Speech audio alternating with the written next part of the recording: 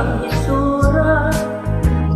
Iso siya o itlog, may tayubong pa o dunay lana.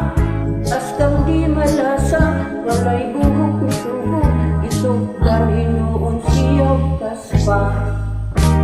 Tungod sa kabalaka, pakonsultas doktor, na espesyalista, pasyente nagduda. Kaya ang doktor, isang pawa niya ang resulta. Matut pa sa doktor na okay na, kanang imong kaupaw, ayaw nagkabalaka, may madugay maanad tara. Ang butog nga no, daghan di ang mga upaw o ulo, apan ang bungod o mga balibo, labo pa man kaayo.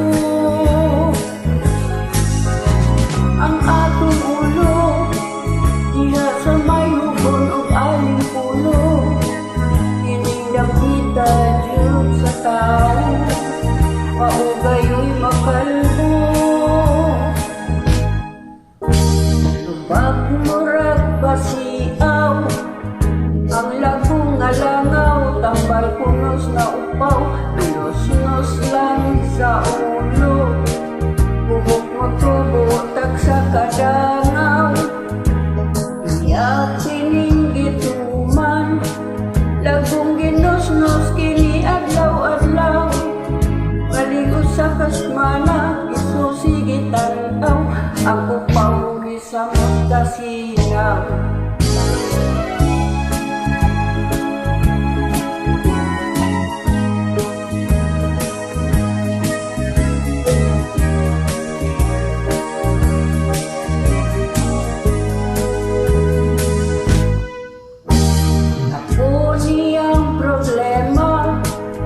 Iyang buhok nga labong, swerte ng ipisa, nahadlok siyang maupaw.